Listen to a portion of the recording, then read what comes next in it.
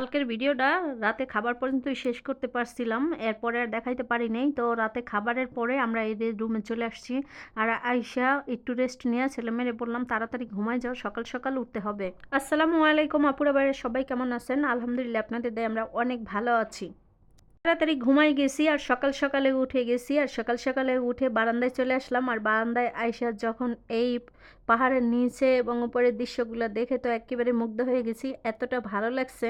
আর অনেক দিন পরে আমরা এরকম খোলা আকাশের নিচে একদম মন ভরে অক্সিজেন নিতে পারছি। তো এটার জন্য কিন্তু ছেলেমেয়েরাও খুবই খুশি হয়েছে। আর আমার তো কতটা ভালো লাগছে এটা ভাষায় প্রকাশ করতে পারবো না, আমি কতটা আনন্দে ছিলাম এই দৃশ্যগুলো দেখার পরে, যে এত এত সুন্দর পাহাড়ের উপরে একটা রিসোর্ট, তারপরে এই যে চারদিকটা কত সুন্দর। আসলে ভিডিও করে সব কিছু দেখানো সম্ভব হয় নাই, যতটা আমরা নিজের চোখে দেখছি যে কত সুন্দর ছিল। তো এবারে নাস্তা আমাদের জন্য রেডি, তো সবাই নাস্তা খেতে চলে গেছে আর আমি একটু ঘুরে ঘুরে ভিডিও করছিলাম সবাইকে দেখানোর জন্য। তো এইদিকে নাস্তা টেবিলে নাস্তার জন্য অর্ডার দিয়ে তো সবাই বসেছিল আমার জন্য। তো আমি তারপরেও তাদের ডাক আর শুনি নাই, আমার ছেলেও অপেক্ষা করতেছিল। আর আমার ছেলে এদিকে দেখতেছিল। আর এই যে এই সাইডটা দেখতেছেন, এখানে একটু দূরে গেলে এয়ারপোর্ট। তো আমরা কিন্তু এয়ারপোর্টের কাছেই আছি, কিন্তু অনেক পাহাড়ের উপরে। আর পাহাড়ের নিচটা দেখেন, এখান থেকে দেখা যায় যে কত নিচ, আর ওইদিকে কিন্তু অনেক পাহাড় আছে। তো আমি বাইরেটা পুরো ভিডিও টিডিও কইরা তারপরে ভিতরে আসলাম। আর ভিতরে আসার পরে দেখি সবাই অর্ধেকটা নাস্তা খাওয়া হয়ে গেছে।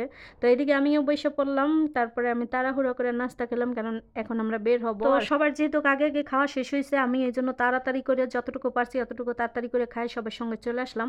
এদিকে আমাদের জন্য গাড়ি রেডি, গাড়ি চলে আসছে রিসোর্টে, আমাদেরকে নিয়ে যাবে একদম ইন্ডিয়ার বর্ডার কাছে চলে যাব। এটা হয়েছে আমরা জাফলং যাব, আর জাফলং যাওয়ার আগে আমরা শাপলা বিল দেখতে যাব। তো যেখানে আমরা আছি এখান থেকে জাফলং যেতে প্রায় 2 থেকে 2.5 ঘন্টা সময় লাগবে। এই জন্য এই রিসোর্ট থেকে আগেই একটা গাড়ি ঠিক করে রাখছিল, আমরা গাড়ি দিয়ে চলে যাব।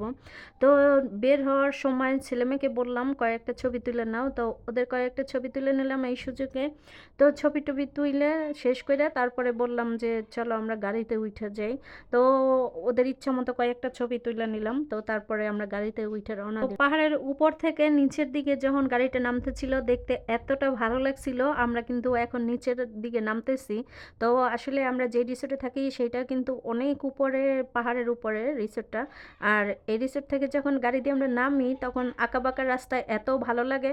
আর এইখানে তো সব সময় অনেকগুলো বান্দর থাকে, তো বান্দরগুলো দেখার জন্যই আমি ভিডিওটা ধইরা রাখছিলাম।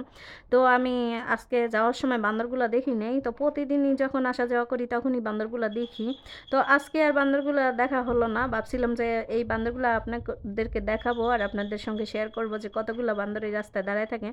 তো এদিকে আমরা মেন রোডের দিকে চলে আসছি, এখন চা বাগানের সামনে দিয়েই তারপর আমরা যাব। এদিকে গাড়িতে বসে বসে ছেলে মেয়েকে জিজ্ঞেস করতেছি চা বাগান পাহাড় এগুলো দেখে তোমাদের কেমন লাগতেছে। তো এই কথা জিজ্ঞেস করতে করতেই আমার ছেলেটা মিষ্টি করে একটা হাসি দিছে, আর হাসি দেখেই বুঝেছি যে ও কতটা আসলে খুশি। তো এইদিকে চা বাগান দেখতে দেখতেই যাইতেছিলাম, আর আমার ছেলে মেয়েকে দেখাইছিলাম যে চা বাগানগুলো কত সুন্দর, তোমরা একটু ভালো করে দেখে নাও। তখন আমাদের গাড়ির ড্রাইভার বলতেছে যে ম্যাডাম, এই চা বাগানের থেকেও আরও অনেক বড় একটা চা বাগান আছে, সেখানেও আপনাদেরকে নিয়ে যাব। তো আজকে আমরা শাপলা বিল দেখতে যাচ্ছি, আর ভিডিওটা বড় হয়ে যাওয়ার কারণে শাপলা বিলটা আর দেখানো সম্ভব হয় নাই। তো অবশ্যই পরবর্তী ভিডিওতে শাপলা বিলটা পুরোটা দেখাবো। আর শাপলা বিলটা দেখানোর পরে আপনাদেরকে দেখাবো আমরা জাফলং যে কি কি কেনাকাটা করেছি, আর জাফলং আমরা কোথায় কোথায় গিয়েছি। দেখলে আপনারা খুবই মজা পাবেন এবং খুব সুন্দর